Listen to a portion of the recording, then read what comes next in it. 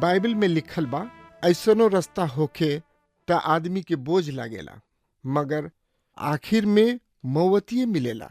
ए घड़ी आप कार्यक्रम जिंदगी का राह देखा तनी। ई कार्यक्रम मौत से जिंदगी की ओर आपके ले जाए बदे हवे। कृपा करके देखी, सुनी, ताकि परमेश्वर आपकी जिंदगी का रास्ता बतावे वाला ठहरस। गाँव के भैया और बहिनी आई प्रभु के गुण गाई। गाँव के भैया और बहिनी आई प्रभु के गुण गाई। प्रभु महान बाड़न जग के रचैया, प्रभु महान बाड़न जग के रचैया। गाँव के भैया और बहिनी आई प्रभु के गुण गाई। गाँव के भैया और बहिनी आई प्रभु के गुण गाई।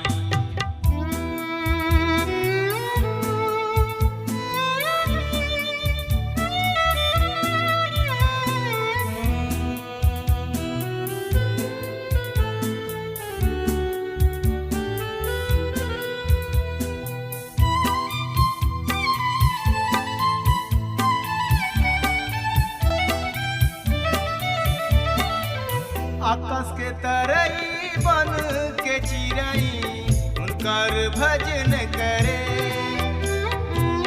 भूमि नदिया और चटनवा जोर से थपरी पीटे।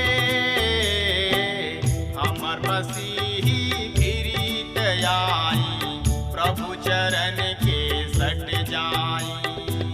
प्रभु महान बाड़न जग के रचैया, प्रभु महान बाड़न जग के रचैया।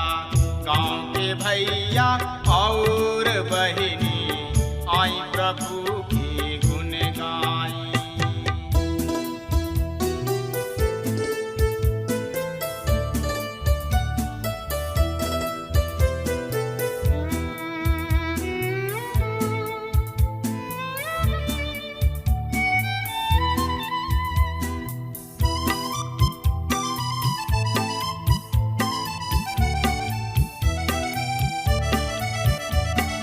उनकर अगिया जे न मानी पापों में गिरत जाई। नरक के राजा सैतानवा उनके में वास करी। पूरी मिठाई खूब खियाई, आत्मा अग में जाई। प्रभु महान बाड़न जग के रचैया, प्रभु महान बाड़न जग के रचैया। गाँव के भैया और बहिनी आई प्रभु के गुण गाई।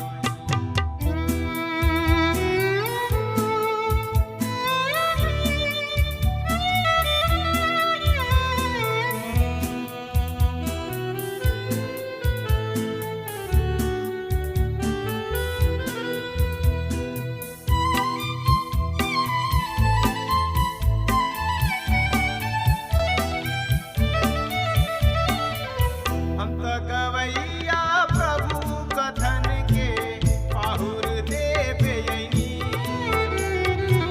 संगी मसीही प्रभु पोथी से शैतान के दूर करी। जीवन आशीष रौरा पवनी उहे बाड़ाए सबके बानी। हाँ श्रोता मित्र भाई बहन, ए अध्याय के विषय है मेमना के बियाह। अब आवे वाला पद में हमनी के देखे के कि एकरा से पहले कि प्रभु यीशु मसीह एह पृथ्वी पर अपन राज्य स्थापित करे खातिर एह पृथ्वी पर आवस, वहाँ स्वर्ग में ब्याह के आयोजन हुई और एगो सच्चा विश्वासी होखला के नाते हम ओ ब्याह के अंग बन जाइब। त श्रोता मित्र भाई बहन, त एकरा बारे में और ज्यादा से ज्यादा जानकारी खातिर रुआ अपन पवित्र शास्त्र बाइबल निकाल लेनी हाँ। तो ओहमे देखी श्रोता मित्र भाई बहन, प्रकाशित वाक्य किताब 19 अध्याय 7 पद से लेके 9 पद एह तरी से बखान कर रहल बा। आवाजा हमनी के आनंद करी जा और मगन होखी जा और उनकर स्तुति करी जा, काहे कि मेमना के ब्याह के दिन आगुल बा और ओकर दुल्हन अपना आप के तैयार कय ले बिया और उनका के शुद्ध और चमके वाला मलमल पहिरे के अधिकार दिहल गुल बा। उ महीन मलमल के यानी संत लोगन के धर्म के एक काम ह। और उ हमारा से कहले, ई लिखक की धन्य उ बाड़न जे मेमना के ब्याह के भोज में न्योता पाके आगुल बाड़न। फिर उ हमरा से कहले कि ई वचन परमेश्वर के साँच वचन ह। श्रोता मित्र भाई बहन, इस सही में बहुते रोमांचक दृश्य हुई जब वास्तविक कलीसिया जौन की पेंतीकोस्त से यात्रा शुरू करी और शुरू क के मेघारोहण से होत प्रभु यीशु मसीह के सामने दुल्हन के रूप में ब्याह के खातिर पेश कल जाई। ई ब्याह समारोह स्वर्ग में हुई और ई संपूर्ण दृश्य स्वर्ग के ह। श्रोता मित्र भाई बहन, इफिसियों के पत्री 5 अध्याय के 25 से 27 पद में प्रेरित पौलुस पति पत्नी संबंध के विषय में बतावत एह तरी से लिखताणे।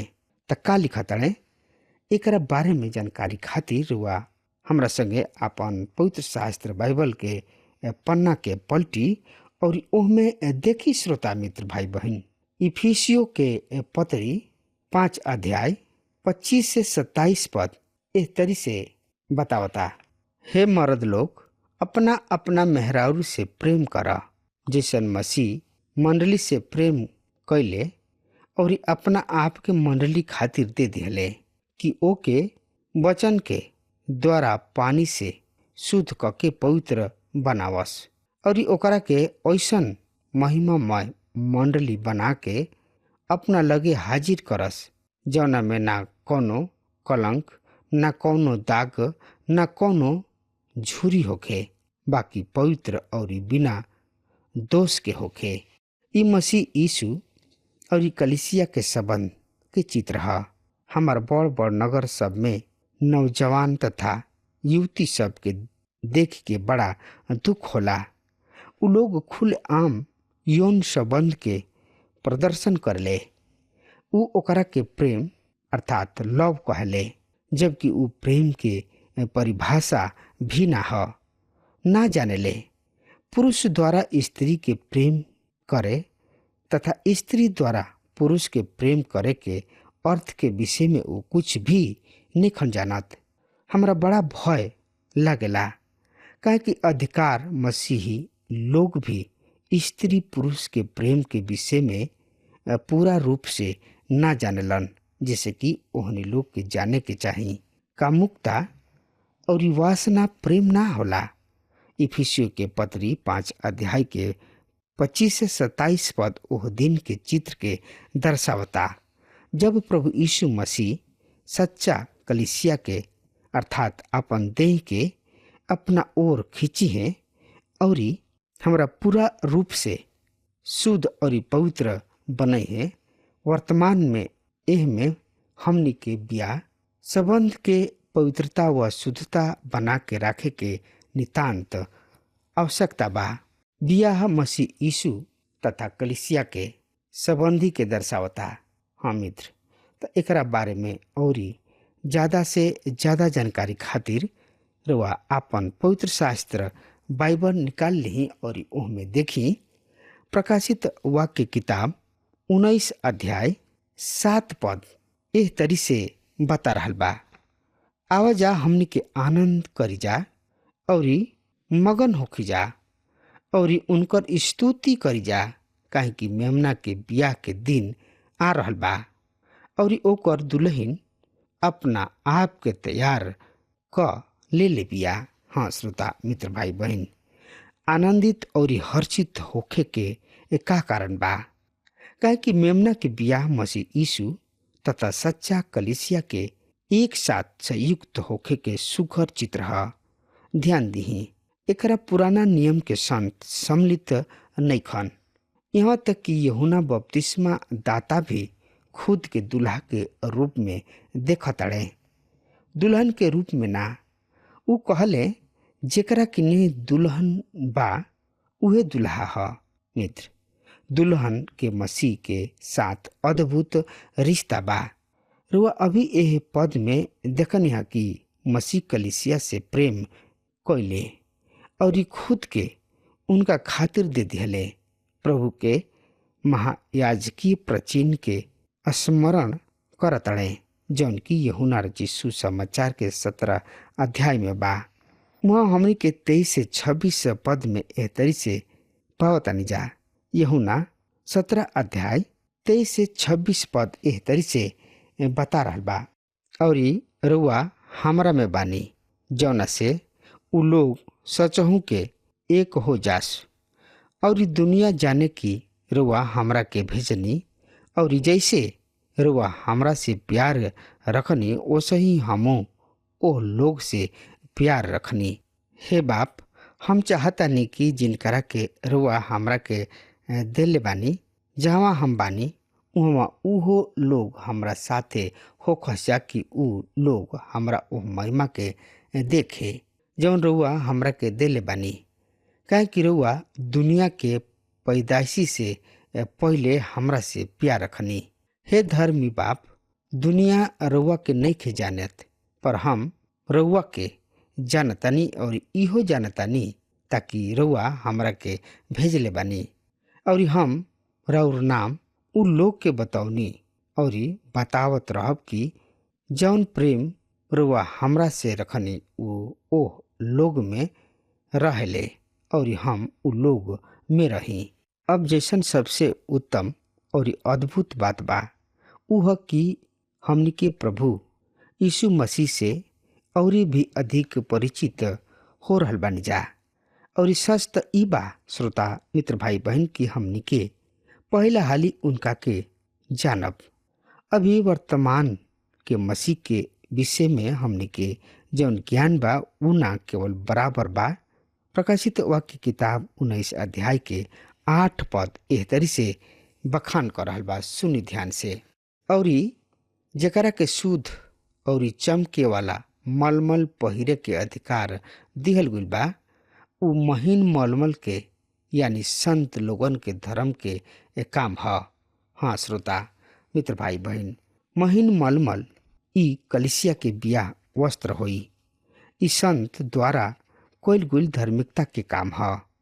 अब ई विचार सरलता से स्वीकार नहीं कइल जा सकत, काहे कि हमनी के खातिर ई असंभव बा कि हमनी के अपन धार्मिकता के आधार पर प्रभु के मसीह के सामने उपस्थित हो सकी जा। प्रेरित पौलुस फिलिपियो के पत्री 3 अध्याय के 9 पद में एह तरी से बता रहल बने, और हम मसीह में पावल जाई ई आशा ओ धार्मिकता से ना जौन व्यवस्था के द्वारा मिलेले, बाकी उ धर्मियन से और मसीह पर विश्वास कैला से मिलल।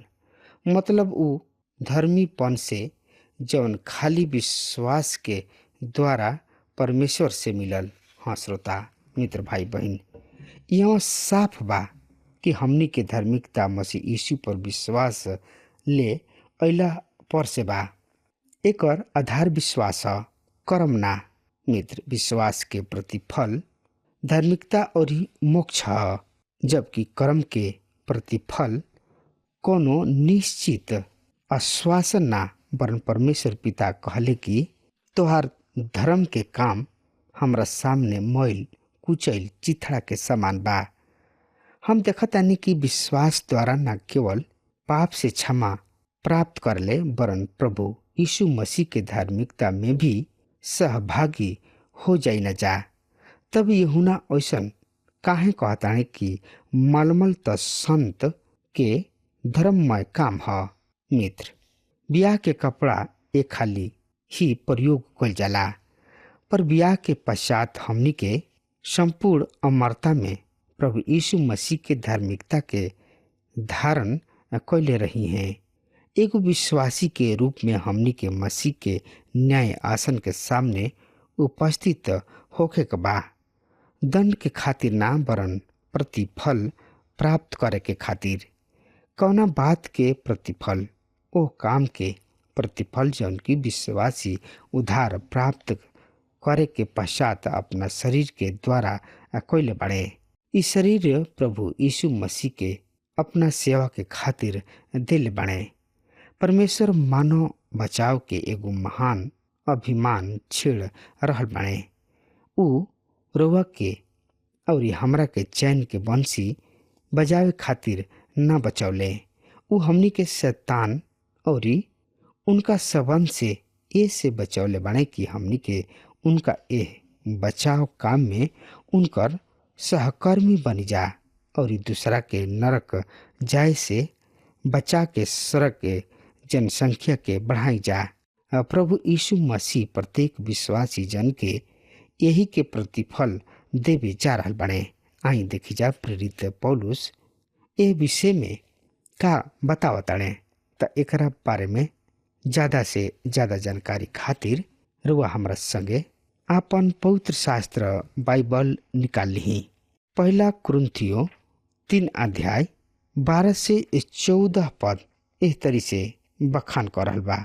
यदि केहू ए नेव पर सोना चाहे चांदी चाहे कीमती पत्थर चाहे काठ चाहे घास चाहे फूस के रादा धरे, तोहार केहू के काम उजागर हो जाई।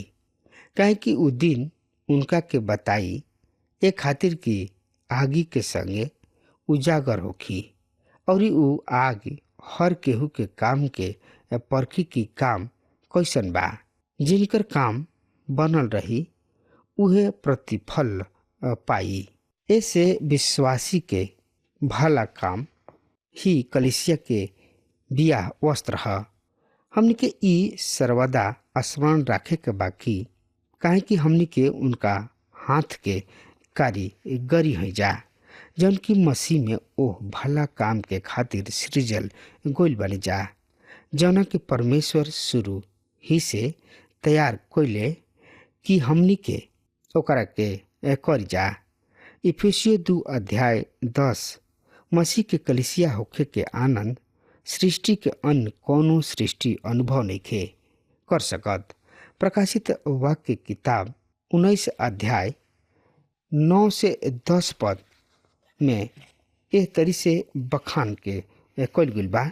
और उ हमरा से कहले, ई लिखक कि धन उ बाड़न जे मेमना के ब्याह के भोज में न्योता पाके आ गइल बाड़े।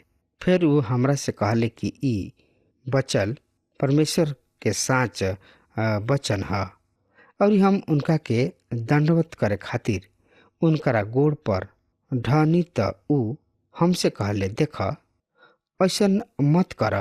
हम तोहनी लोग और तोहनी लोग के भाई लोगन के संगी दास हई, जौन यीशु के गवाही के दिहला पर अटल बानी। परमेश्वर के दंडवत कर, काहे कि यीशु के गवाही भविष्यवाणी के आत्मा ह। हाँ श्रोता मित्र भाई बहन, धन्य हमें उ जे मेमना के ब्याह के भोज में आमंत्रित बाणे। ई धन्यवादी प्रकाशित वाक्य किताब में आए वाली 7 गो धन्यवादी में से एगो ह। एक सीधा संबंध मत्ती रचित सुसमाचार 5 अध्याय के 3 पद के धन्यवादी से बा। आई देखल जाओ यहाँ एह तरी से बताल गइल बा, धन्य हमें उ जौन की मन के दिन हमें, काहे कि स्वर्ग के राज उनके बा। भजन 1 अध्याय के 1 पद के भी देखी, का ही धन्य हमें उ मनुष्य जौन की दुष्ट सबके संगति पर ना चललन, ना पापी जन के राह में खड़ा होके और ना ठाठा करे वाला के मंडली में बैठले। तब प्रकाशित वाक्य 19 अध्याय के 9 पद एह तरी से बता रहल बा। और ऊ हमरा से कहले, ई लिखक की धन्य ऊ बाड़े जे मेमना के बियाह के भोज में न्योता पाके आगुल बाड़न। फिर वो हमरा से कहले कि ई वचन परमेश्वर के साँच वचन ह। हाँ श्रोता मित्र भाई बहन, यदि रुआ 9 पद के ध्यान पूर्वक देखी तो रुआ पाइप की मेमना के बियाह स्वर्ग में संपन्न होता, पर बियाह भोज पृथ्वी पर आयोजित कुल गुल बा। एकरा के समझे खातिर मती रची सुसमाचार 25 अध्याय के 1 से 13 पद के ध्यान पूर्वक देखे को हुई। हाँ मित्र, अब हमार समय खत्म हो रहा बा। तब तक खातिर वह हमरा के आज्ञा दी। परमेश्वर वह के बहुते बहुते आशीष देश। आमीन।